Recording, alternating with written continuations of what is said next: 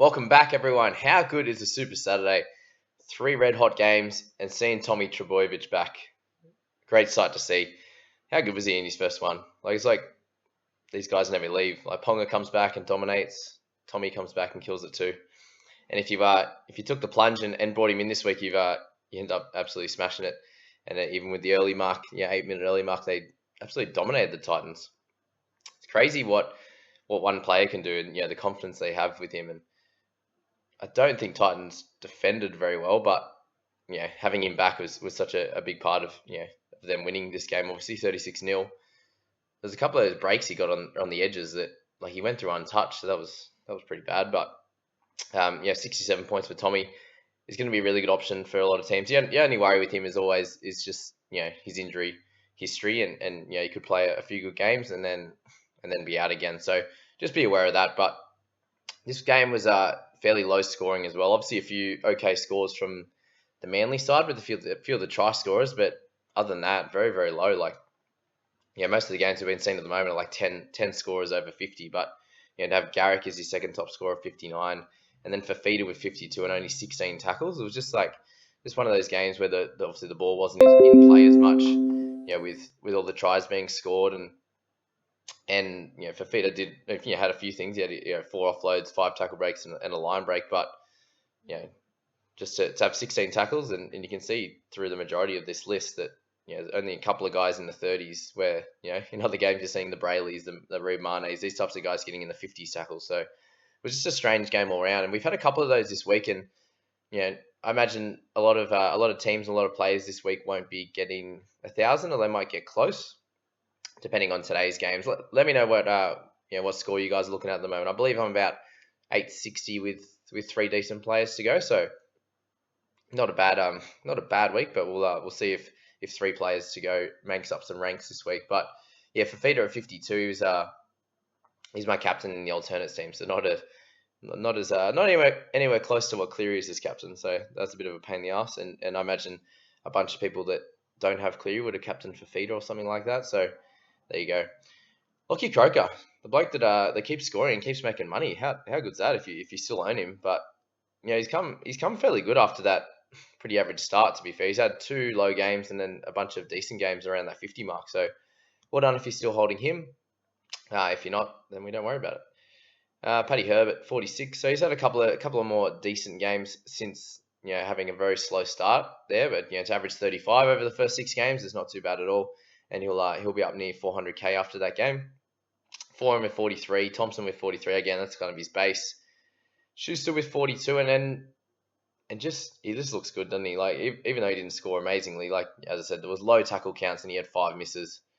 But really another solid game for him, and you're happy with his 52 average over the first bunch of games that he's played, and he'll keep going up in price, so up into the 500s now.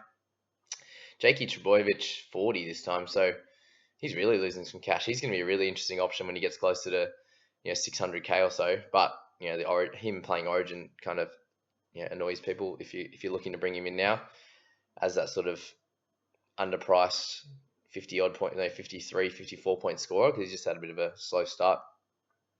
LOA with 38, so a little bit lower than what he has been doing, but again, not really an option. Proctor, Paseka, Fodawaker with 35 there. Again, one of those guys that you'd probably like to drop in price a fair bit more before you try and tackle him. Marty Tapau with a 46 average. Who would have thought that this year with Fanua Blake leaving? Tapau still only gets 40 minutes. Why? Does anyone else think he hasn't been playing as well this year, just in general footy, not just fantasy?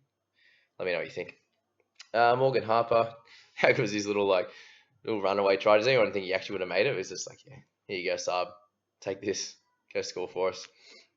Let me go to Peachy with 33 and 56 minutes. So this is second or third time he's done this now, and the good thing with him is this is his base. We've seen a few of the centers this week at 15, 20, 25, 30, and for him this is going to be his low point, and then he's going to have some attacking stats in other games where he didn't have any in this one here. So just think about that with him, and he's still a great option if you're looking to bring in a center that has some dual coverage in the mids as well. For Arsul Malawi is really struggling, 33 again for a 41 average, and yeah, just not what we wanted. He's only lost 19,000, and will be a little bit more after this game. But he just isn't going to be a gun, unfortunately. Yeah, 78 meters is not good enough. Obviously they got smashed, but um, yeah. Let's see if I can say this time. Ola Kawata. That's a fail. Learning. I'm getting there. Came off the bench in 32 minutes for 33 points. Solid debut, but at 292k, you kind of want him about 228 to do well for you. So he'll make a little bit of cash, but not too much with those types of minutes. He was meant to start, and that got changed. DCE with 32. So God, the Rocks and Diamonds keep coming. What do you get? 90 or 93 last week, 32 this week, and they won too. Like he didn't even have to do anything. So yeah, minimal kick meters. Tackles were down obviously because Titans didn't have the ball. So for him to tie with Fogs. Obviously, Cherry is a couple hundred k more expensive, and that's annoying. But yeah, Fogs, they got smashed, so I think half the time as well they got to the fifth tackle and then would drop the ball and play the ball when he was going to get like a 40 or 50 meter kick, and then there was one that he kicked it like 60 meters and they had a penalty off that kick, so he didn't get the kick meters for it. There's a bunch of things like that, and then just obviously didn't do much because they got smashed. So Fogs with a lower game and an average of 44 now, and his price is going to get even lower. And I still think he's going to be a decent option as like that cut price keeper for sure. But yeah, Jason Saab with 2 tries and 27 points. How good is he? Kelly, yeah, and a team, yeah, Kelly and Brimson, 23 and 22 in teams that got smashed. So yeah, annoying if you decide to pick them up. And it's really strange because Titans looked like they were about to continue stepping up each and every week to get better, and these guys are going to be the beneficiaries of it, but just didn't happen this game. So it makes sense that they're going to have a low game and not have too many attacking stats and have a few missed tackles, etc. So again, guys you'd be looking to target as their prices drop down a little bit more. If you're owning a Brimson, it's really tough at the moment. To sit there and cop, when they're priced at 46, 47 and they're copping an average of 33, it's really tough to hold. But I've seen a few people like maybe it's worth just moving them into your emergencies, or it's hard at 500k. You just play him, but if you've got the cover, then maybe you just hold on to him, and because they're going to play that first bye round, so he's really important for that one. So I'd try not to get rid of him. And Wallace comes in with a 13 in his 38 minutes after doing really well. So there you go, guys. That's that game. If you're enjoying this, please hit like, hit subscribe, guys. Hopefully I have my voice back soon. And we'll go to the Bunnies and the Tigers. And here it is. Who held him? Come on. Surely. Who sold him? Murray. Had a great game. 41 tackles, 173 meters. There's 58 in base with only 1 missed tackle. So awesome work for him. And yeah, this shows why you hold these types of guys. He's dual position. He's a 50-odd point keeper. You can trade him up to for feeder and you get 30 less points one week. And next week for feeder might get 80 again and Murray gets 50, but it's just a roller coaster. And is it worth a trade? Whereas it's just like, okay, well, I can cash out someone and then upgrade a mid-ranger, up to feeder and keep a Murray there. And your balance looks so much better with that. So just think about that going forward. Tommy Burgess with a cracking try to win the game for him. 206 meters again. That's 2 weeks in a row. He's up over 200 meters. So he's been awesome for them in their pack. And then we look at Latrell Mitchell and just having an amazing season. He looks fit. He looks super strong. Like you can get through people so easy. And little palm off and these are he's a freak really. Like we've known this the whole time, and he's just last year obviously he had some issues coming in and out of games, but he really seems on this year, and he's definitely a keeper. And 69, average of 62 now, crazy work for him. Meter gained has been up about 100 from previous years, so awesome for him. Lucy Leilua I still think is a great option in the edge position. He's when he gets those attacking stats, this time you get a couple of turnover tackles. If you're playing 80 minutes, obviously 85, 83 or whatever in this case, you're gonna get big points, and an average of 56.7 over that first 6 weeks has been great. And I see him as being a really cool option in the edge if you need someone that's a little bit cheaper around the 700k mark. Gags with 56, one of the standout centers this week, and did pick up a try near the end there, but just another perfect game. Had 1 demerit with a penalty, but other than that, 5 tackle breaks, a turnover tackle, and a try. So well done for Gags there. Cook with 55, so a little bit more consistent this game, which was good. In one of those closer games where he had to make a lot more tackles, which was great for him. And you see Simpkin come in and pick up a 54 in his first game. And I think he looked really solid. What do you guys think about Simpkin as an actual player in this game? I thought, his service was pretty solid. He got in, he had a lot of energy, tried hard. So I think he should be keeping his spot. I don't see why not, especially when Tigers actually played pretty well this game. I think they'll definitely keep the same squad. But 6 missed tackles and a turnover tackle in his 58 tackles, 68 metres gained. Really happy with that. Dane Laurie, still just showing why he's such a good, elusive young fullback, and I think you definitely have to be keeping him and playing him weekly. For him to get 51 against a really good Rabbitohs side, you're really happy with that, and you can't be complaining with his 8 tackle breaks and 150 metres with a try save, just doing a bit of everything. So well done to Dane. And then Alex 12, 50, so a little bit less on his PPM, and his minutes were down slightly, but it's good to see that 30-odd minute game was just a bit of an anomaly. And if you own him, you take that 50. He's priced pretty much at that 50 mark. So you take that from these types of guns that are going to be playing in round 13. He's definitely going to be an option for a lot of people going forward. Not for Luma with 49. It's just I actually really rate him. Hey, the last few years especially, he's been really good. But he's someone that's really interesting at the moment, dropping a lot of money. And if Tigers start to play really well, I can see him as being someone that's going to obviously dominate and improve with the team. So that'll be really cool if you're looking to pick him up a little bit later over the next bunch of rounds. And he's someone that was obviously priced at 680 last year with a 50 average, so he's got room to move on that. Gowie, I actually think, is playing a lot better through an edge. What do you guys think? I think he's running the ball with a lot more vigor and doing a lot better there. So, not as many minutes as last week, but 58 minutes for 49 points. You're really happy with that if you own him, but I don't think many would after trading him out maybe a couple of weeks ago. Reynolds with 43, a couple of lower games at the moment, which is fine unless you own him. Cody Walker with 41, and he's just not, unless he's scoring a bunch of tries. Even when he's scoring a bunch of tries, he's hitting like 55, 60, so not an amazing option at the moment.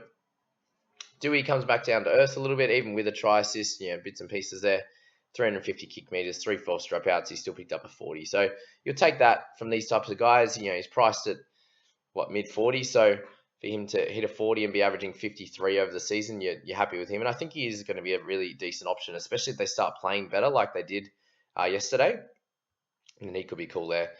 Utuika Manu, I think it was solid. Obviously no demerits, but no attacking stats either. And if you picked up another tackle break or offload there, then you're sitting in the mid 40s and you're really happy with that. But again, his prices are going to keep going up. Average of 39, he's still got another 100k to make. So really happy with his output. And if you played him, I don't think you're too stressed about the score you got. With Brooks, 34. All right. So the people that are saying that they're going to move him on, starting to become a little bit more of a chance that you probably should, especially when you got Schuster there. If you got Cleary, you can use that money with Brooks to, I think you can call him an upgrade now. If he's averaging under 50 and Dewey's doing a lot more of the work and he's, he doesn't have the 2 to 3 try assists a game, then you can probably upgrade him to a Moses or something like that when we'll talk about it in the next game. But you can probably use him as a trade piece over the next host of weeks, or you can hold him until the first buy and go from there. Is my thoughts with Brooks at this stage. Also, we got Campbell Graham with 28. So just a bit of a game for him. 28 is kind of a base for him at the moment. Does need the attacking stats to do really well, like most centers, obviously. But they didn't play as well on the weekend, and with Walker back, they do tend to go left a little bit more. But just there weren't many opportunities for him, unfortunately. All right, here comes the Musgrove. Back to the bench, not scoring as much, not playing as many minutes. This happens year after year. He plays 2 to 3 games in the starting side. Everyone gets hyped on him. He scores okay. There's a reason why he's priced at 326 or 260 or whatever he was when we picked him up in the first place. So just remember that. Use it as a lesson from here on out that these types of guys are not the ones you want to be picking up as like your mid cash cow, because then you're like, all right, well now I've got to move him on again, which is annoying. So our last one there is James Roberts with 15, and look, I don't think he played terrible, but look at the few runs that he had. He only made 52 meters, but the few runs he had looked solid. But he's not going to be one that you want to be playing in your centers. You can even use him as cover, but other than that, yuck. And Tommy Talau goes down injured. right near the end of the game there, and picks up a 7. So he's going to be down at real basement price very soon, and could be an interesting cash cow option through the buy rounds, I think. But yeah, that's that game there. Let me know your thoughts on that game. It was obviously a decent finish there, and a good game to watch. So well done to the Bunnies fans. We move on to the Raiders and the Eels game, and God, these Eels guys are flying, aren't they? After an average week or two, the last couple come back with a vengeance against a really good Raiders side, and led by Reid Marnie and Isaiah Papali'i again. Wow, these guys have been incredible this year. A 75 average and a 70 average for these two guys, and for Reid, it's 55 tackles with no misses, 40 meters gain, 128 kick meters. He's got a try. He's got a try assist as well. Just been incredible this year, and he's going to be an awesome option through the bye period, and could be someone that you could pick up now if you wanted. Obviously, we're moving on little, so a lot of us have a little one less hooker, and you could fill that space with him or McCulloch or something like that. So really cool option. Isaiah Papali'i keeps delivering. Wow, he's been incredible. And playing on the edge, just that more chance of getting tries. And how many more weeks does he get to play there with Madison every week getting named and then pulling out? Like, yeah, you could just bank on the fact that he'll keep getting a spot there. My theory's been that he'll go back to the bench and he won't score as well. He'll be 50 to 55 kind of style, but yeah, that's why I've been hesitant to actually pick him up. But when he's getting 80 minutes and he's on an edge there against a halfback or a 5'8" there, he's just been too damaging. Like, and he's someone that's just improved dramatically over the year, and since he left the Warriors. So also work if you picked him up, and he's going to be up at like 750, 760 now, which would be crazy. It's like a 57, 56 average. So awesome work if you picked him up. Mitch Moses is someone I was talking about to pick up in the alternates team. I picked up Toto instead, and they both pretty much scored the same. So Moses had a really nice play there. How good was that try, that long range try where he was and his left foot step was awesome. So obviously with Dylan Brown out, he was the maestro of it all, and only 8 demerit points and just doing a bit of everything. He did really well, and he's going to be a great option going forward, especially into that bye period when he's playing that first round, and he's not going to be playing Origin. So well done to him. Josh Hodgson came back with a good game and only played 63 minutes, which was interesting. Obviously, they were getting beat pretty decently by that stage, but good score for him if you own him. Sean Lane finally had a good game and scored. Sutton, how good's he been? Wow, what's the theory with him playing 74 minutes in the middle? But he's been just so dominant. 2 turnover tackles, 45 tackles, 150 meters, like 60 in base is incredible. So if you picked him up, well done. Keep holding him. He's outperforming what I thought he would be doing. And Gutho's been really solid. At just picking him up at 635, you've done really well for an average of 53.2. So again, just being a part of everything, and that link man between obviously Papali'i, but then Sivo on the left there has been really strong for them. He just pops up everywhere, does a bit of everything. So well done to him. Hudson Young with another solid game, even though he missed, I think, 2 to 3 one-on-one tackles where the Eels end up scoring. So he was obviously on the edge of Papali'i. So but 50 tackles in a line break is going to get you a decent score. So fantasy-wise, he's still doing really well. Nathan Brown with a 54. So again, someone that's going to be interesting to possibly pick up over the Origin period. But 68 minutes, you're probably hoping for a few extra points. And Josh Papali'i with 54, and this is going to be very standard for him in that low 50s range. Jack Whiten with 48. Yeah, solid. George Williams 47. Both in terms of options. Opacek with 44. A nice line break and try assist there with a couple of tackle breaks to Gutho at the end, which popped up his points. And again, really happy with his output over the first 6 weeks with a 38 average. When your cash cow scores 30 more points than your gun center, happy days. But there you go.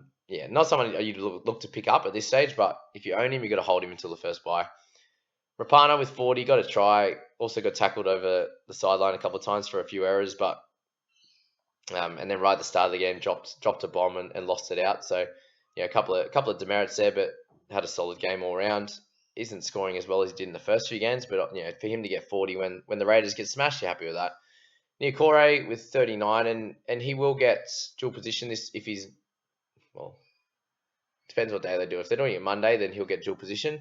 in the centres if they do it once teams are named. And if Wanga Blake's back, he probably won't get it, but you'd expect a dual position there, and he'd be nice. He'd be someone nice to play in your centres. Caleb Aiken, someone that I had in my team last year for the Panthers and didn't do so well, but this time he got a line break which they didn't give to him, or close enough to a line break. What's the go there? No line break. He went straight through the middle. That's annoying if you owned him, but yeah, someone I wouldn't be thinking about at this stage. Had a pretty solid game, to be fair. Tarpany with 41 minutes for 34 points, not good enough. Virgo with a very standard game. You're really happy with that if that's his base at 34, when then he scores tries to get a 50. Junior Paulo, not good enough with 33. He's got to go, unfortunately. That's a few weeks in a row that he's been terrible, and a 47 average. Not a keeper. Move him on. Mike Acevo with 26. Whitehead 32. Not too much to talk about there. Curtis Scott came back, got 22. Croker with 18. A bunch of people thinking about him as an option, but I think he just lost his prep and his step, unfortunately. He's obviously getting a little bit older. He's played for a long time. But this game, I don't know if it suits his style of footy as much. He's not someone that runs the ball a heap. Makes a few tackles, but nothing crazy, and isn't someone that gets a lot of offloads or tackle breaks. And then in a game where they're not scoring a lot of points, he's not going to get his goals. So that's that with him. Tom Starling losing a lot of money. Bryce Cartwright playing 5 minutes. Good on you, mate. And Simonson with another 15 with a try saver. Look at that. So there you go, guys. That's the Saturday wrap. I hope you enjoyed that. I hope you took out a log out of those the player analysis there, and good luck with your last few games. As I said, let me know where you're projected to score, what you think you might score for the week. I think there'll be a bunch more people under 1,000 this week than up in your 1,100. So just think of it that way. There's a lot of players that haven't done well, so everyone's going to have 2 to 3 players that haven't done so well. There might be a few random teams that absolutely dominate this week, but other than that, I hope you enjoyed this. Please hit like and subscribe, and we'll see you in the next video, guys. Have a good day.